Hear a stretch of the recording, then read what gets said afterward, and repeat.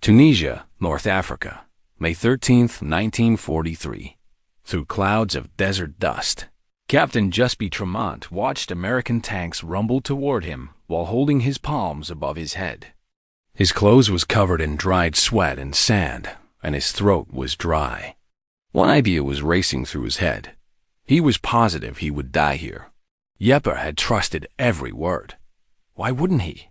His own government was the source of them.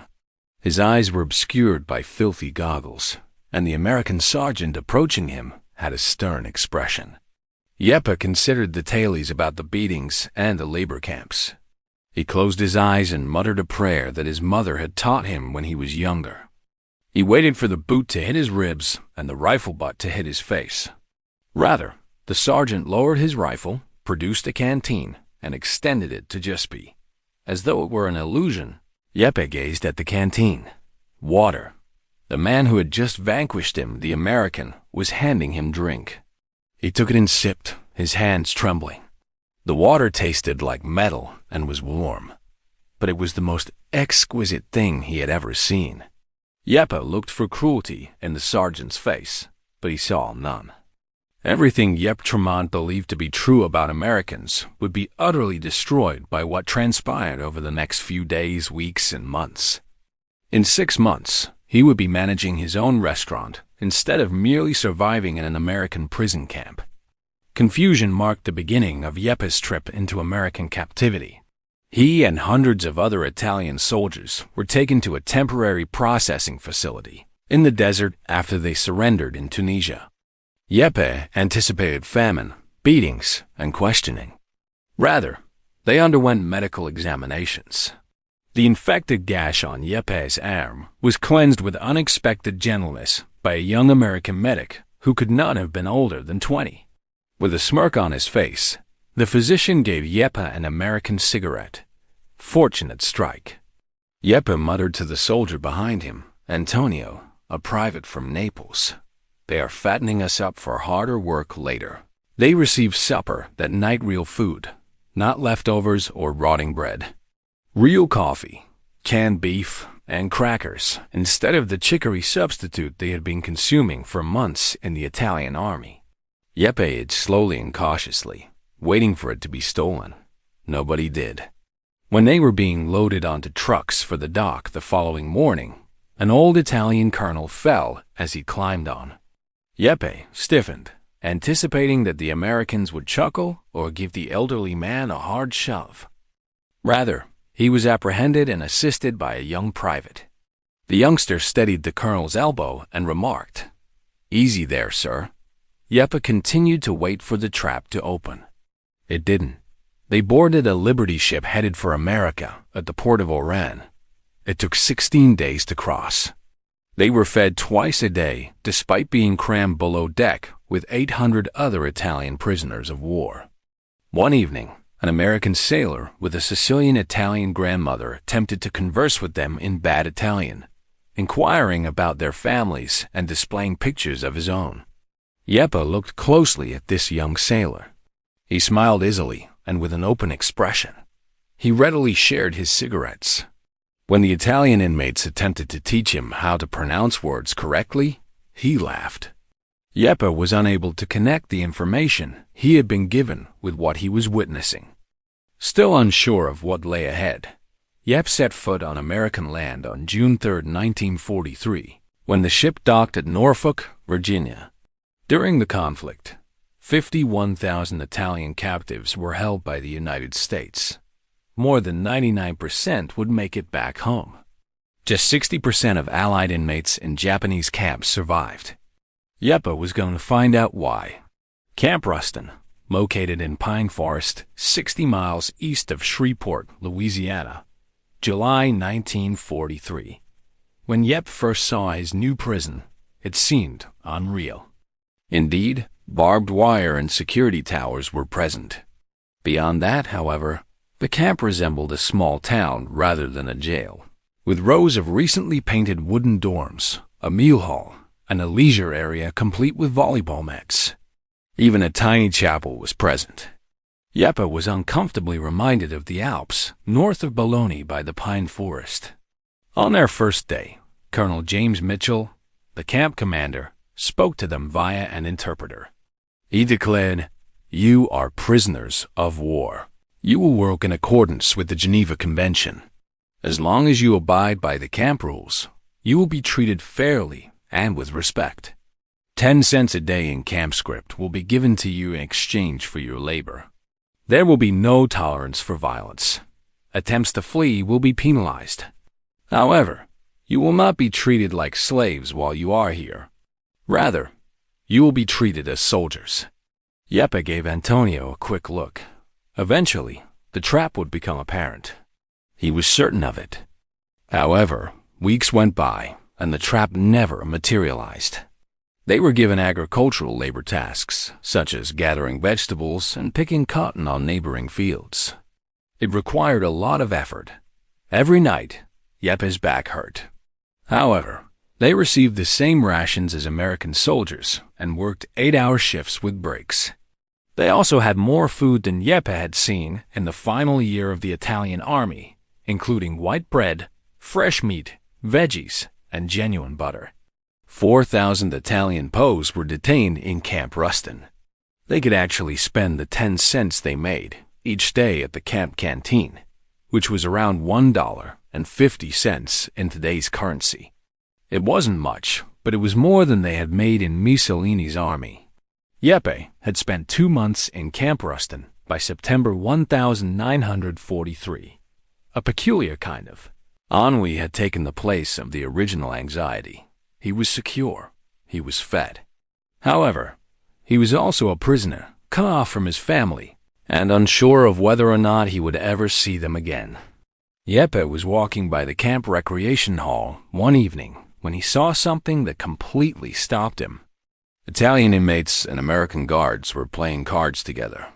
There was no forced engagement or controlled animosity, simply guys laughing and disputing over hands in a combination of terrible Italian and broken English. Jeppe observed with fascination as Boston-based Irish-American guard Sergeant Tom O'Brien attempted to explain poker to a group of Italians who were persistently attempting to convert it into scopa. "You're not doing it correctly," O'Brien chuckled. "Flush beats straight. No. One prisoner retorted, "We play properly in Italy." Every single one of them was grinning. Jeppe was drawn into the game. In just 1 hour, he was learning poker in exchange for teaching O'Brien Italian card games. O'Brien produced a frayed picture of 2 young girls grinning on a front porch while wearing similar clothes. "Mary and Catherine," he murmured. 7 and 9. Jeppe handed him the worn-out, creased photo of Maria and young Sophia, who were 3 years old and holding a doll that he had in his wallet. Quietly, O'Brien remarked, "Pretty girls. This fucking war." There was nothing more that either man needed to say. Both of them comprehended. O'Brien went on, "My Angela looks like your Maria. Nice smile, dark hair. Captain, you'll see her again. This conflict won't go on forever." Something cracked in Jeppe's chest. Perhaps hope, or the knowledge that this American sergeant saw him as a fellow man who missed his family rather than an enemy. Jeppe had trouble falling asleep that night. He couldn't stop thinking about what his fascist officers had told him about Americans. It had all been a lie. However, why? Why had his own administration been so dishonest? In any Japanese or German prisoner of war camp, what transpired next would have been unthinkable. A group of Italian inmates at Camp Rustin made an odd suggestion to Colonel Mitchell in October 1943. In their civilian lives, a number of them had worked as bakers, cooks, and restaurant employees. They intended to set up a modest café in the camp where inmates could spend their camp script on coffee, pastries, and basic Italian meals. Jeppe anticipated being turned down right away. You didn't operate enterprises in a prison camp like this one. But everyone was taken aback by Colonel Mitchell. "Make a suitable proposal," he instructed. "Present your business strategy to me. I'll take it into consideration if it makes sense and doesn't go against camp rules." Jeppe joined the planning committee after managing his family's trattoria in Bologna prior to the war. together with Antonio and 3 other Italian inmates, including a chef from Milan named Roberto and a baker from Rome named Franco. They created a genuine proposal. They would purchase basic ingredients from the base commissary with their combined camp script earnings. During off-peak hours, they would cook in a special section of the mess hall. They would set fair prices for the goods, and any profits would be distributed among the employees and put back into the company. Colonel Mitchell gave his approval. In a corner of the camp entertainment hall, the Café Italiano first opened its doors in November 1943. The Italian prisoners of war saw it as a miracle, despite its humble appearance, which included a few tables, a little preparation space, and a hand-painted sign. Jeppe and his associates cooked simple pasta dishes, biscotti made with eggs from the commissary, and authentic Italian coffee. The café developed into a meeting spot where Italian detainees could enjoy cappuccino and briefly pretend to be at home. However, something even more amazing occurred. American guards began to arrive as well. Sergeant O'Brien started coming in frequently. He and Jeppe would converse about their family and pre-war life while sipping what they both knew to be a horrible American version of cappuccino. There were more guards after. Jeppe charged 15 cents for espresso, which is 50% more than the American coffee served at the camp canteen. The guards readily paid it. As he sipped the bitter drink, Captain O'Brien would remark, "Worth every penny. Reminds me of the North End in Boston." Before long, the cafe was a truly integrated area, with Italian inmates and American guards sharing tables, stories, and compassion. Jeppe would marvel at the ridiculousness of it all as he made coffee behind his tiny counter. In an enemy prison camp, he operated a cafe as a prisoner of war. He was being paid by the Americans. They were defending his company. They were handling it with professionalism and seriousness, treating him more like a rightful owner than a vanquished enemy soldier. They told us Americans were savages without culture. Jeppe wrote in a letter to Maria that would take months to get to her via Red Cross channels. However, these men value artistry. They value delicious meals. Instead of treating me like an animal, they treat me like a human. Even if I don't understand them, I'm starting to respect them. 85% of Italian prisoners of war had favorable opinions of the United States after they were released from American custody, according to later surveys. Many said that attending camp helped them become more aware of democratic principles. Among them was Jeppe. Jeppe's metamorphosis from a terrified prisoner to something quite different was encapsulated in 3 episodes. Franco the baker learned of his brother's death in combat in Italy in December 1943. He was unable to work after collapsing in sadness. Jeppe anticipated being pushed back into the kitchen by the guards. Instead, Colonel Mitchell gave Franco 3 days of unpaid leave so he could mourn. The Italian inmates performed a brief memorial service in the chapel, which O'Brien and a few other guards attended. O'Brien put a hand on Franco's sobbing shoulder and said, "I'm sorry for your loss. Everyone finds war to be hell. The Americans upheld their values despite their humanity." A new inmate at Camp Ruston in February 1944 was a fervent fascist officer who started stirring up trouble right away. By accusing other inmates of being traitors for assisting the Americans, he attempted to scare them into refusing to work. Jeppe anxiously observed Colonel Mitchell's handling of the matter. The Nazi anticipated, possibly even desired martyrdom. Rather, he was placed in solitary confinement and given a harsh lecture on camp regulations. No assaults, no abuse. Just fair and strict discipline. Jeppe saw something profound. The Americans could keep the peace without resorting to violence.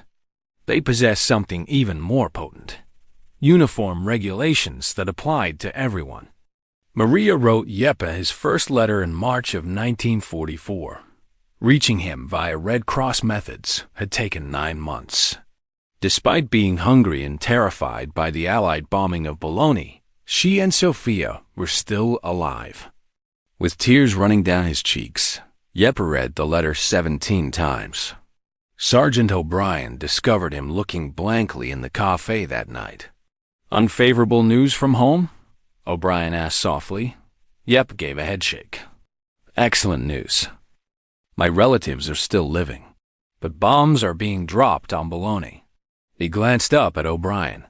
American bombs. He anticipated explanation, possibly even ridicule. O'Brien's expression was dejected instead. The sergeant said, "I'm sorry. I'm sorry that your family is going through hardship. I apologize for everything. Families shouldn't be affected by war." Jeppe gazed at this American sergeant, whose nation was dropping bombs on Bologna and whose aircraft had killed Franco's brother, while he sincerely apologized.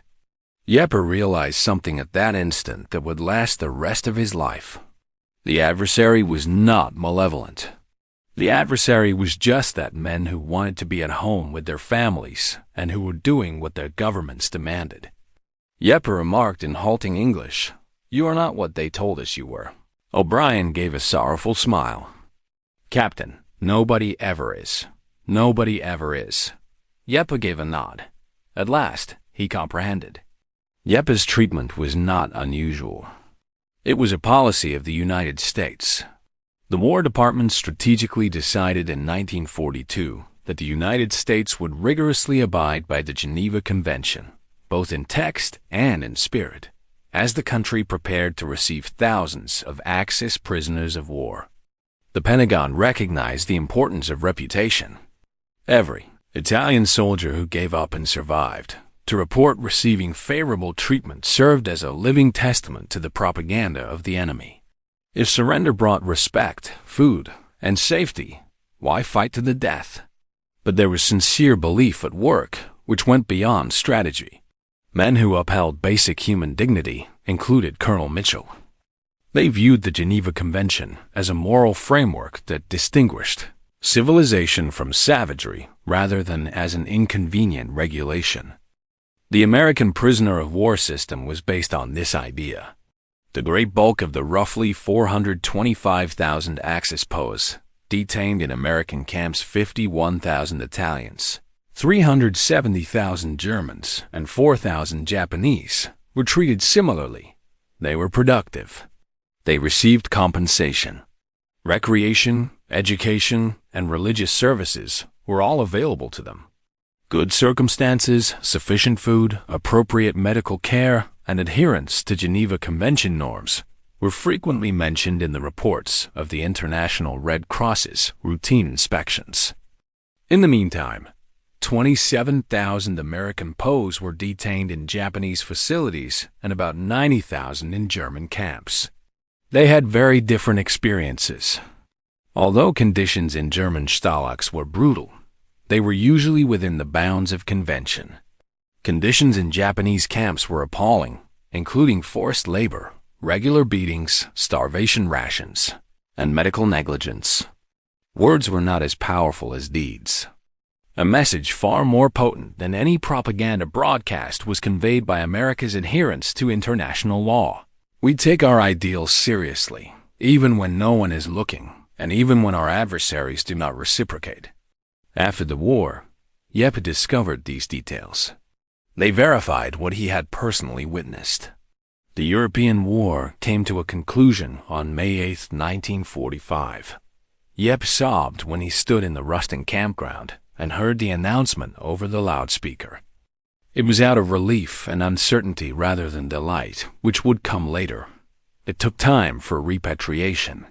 Up until August 1945, Jeppe stayed in Camp Ruston and continued to operate Café Italiano, serving coffee to American guards, who had most likely become his friends. Sergeant O'Brien gave him a little American flag and a note on his last day at the camp. O'Brien had written, "Remember that enemies can become friends. One day, return to the United States as a guest." In September 1945, Jeppe sailed back to Italy with chocolate bars and American coffee in his duffel bag for Sofia. He discovered Bologna in ruins but in recovery. Thin and terrified, but still alive, Maria and Sofia had survived the battle. Bologna in September of 1945. After 2 years of dreaming about it, Jeppe knocked on a door. It opened. Maria was thinner and older, but she was still alive. Jeppe ... double quotes.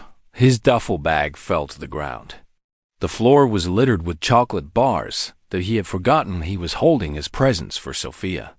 He said, "I am home." The reunion fulfilled all of his dreams. However, Jeppe returned to Italy with a different perspective. Jeppe reopened the family trattoria in Bologna in 1946. In recognition of his experience, he gave it the name Café Americano. Former Italian prisoners of war who had been detained in American camps began to congregate at the eatery. They would get together, discuss their experiences, and sip American-style coffee, which Jeppe had learned how to make correctly at Camp Ruston. Years later, Jeppe would tell his daughter Sophia, "We were the lucky ones. We witnessed the true America, not the Hollywood or propaganda version, and it altered us." Jeppe never lost sight of what he had promised Sergeant O'Brien. He brought Maria and 12-year-old Sophia with him when he visited America as a tourist in 1952. When they went to Boston, O'Brien, who is now a police officer, gave them a tour of the city. The two formerly adversaries gave each other a brotherly embrace. Up until the sergeant's passing in 1979, Jeppe kept in touch with O'Brien. At 68, he traveled from Bologna to attend the burial in remembrance of the man who had taught him that adversaries may become allies. In post-war Europe, Jeppe's tale was told thousands of times.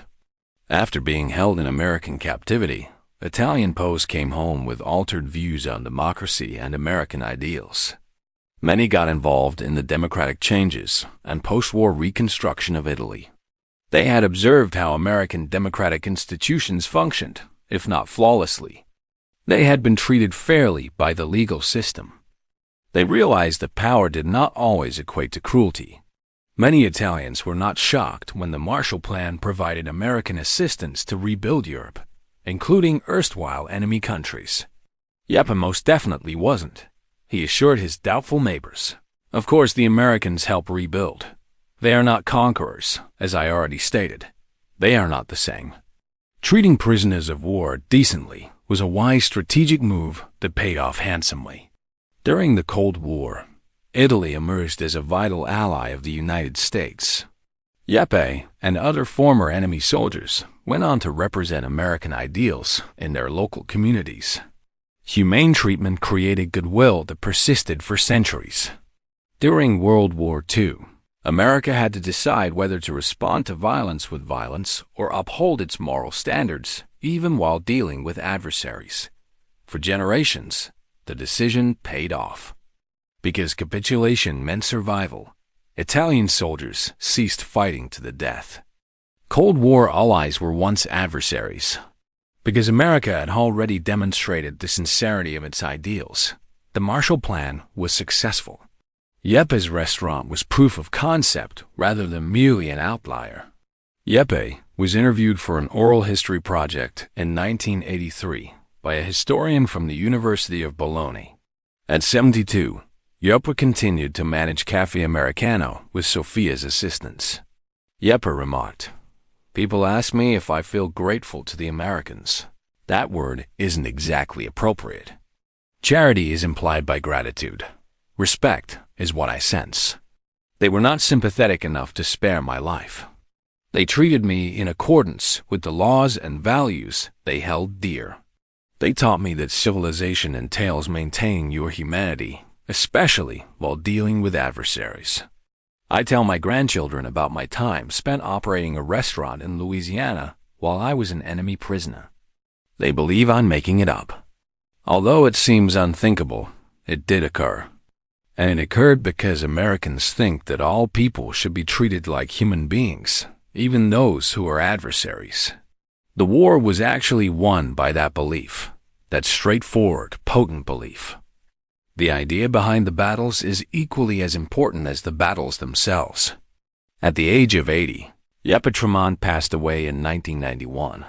Sophia delivered passages from her father's memoir at his funeral. The final entry detailed his first morning at Camp Ruston, when he realized that everything he had been taught was false, while sipping coffee that an American guard had given him. Jeppe had written, "I stopped being a fascist in that moment. I once again became just a man." On a battlefield in North Africa, Jeppe Traumante lifted his hands in surrender, anticipating torture, slavery, and death. He'd been informed that Americans were barbarians, devoid of mercy and honor.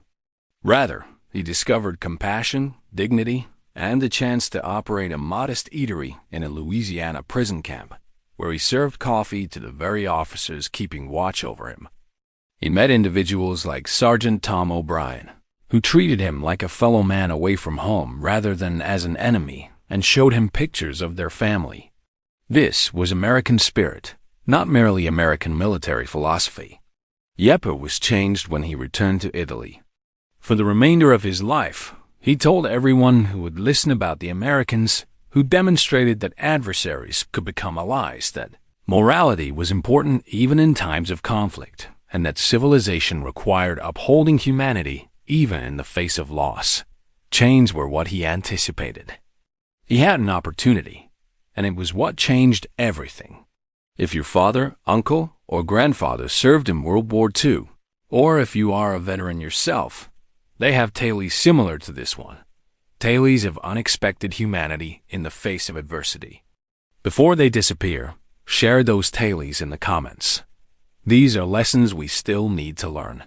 They are more than just history. Next time, we'll look at another tale of an adversary who anticipated the worst but discovered something very different. The German pilot who was shot down over Texas and contributed to the establishment of the town's first hospital. Until then, keep in mind Jeppe's lesson. How we treat our adversary shapes who we become in peace, as well as who we are during times of conflict.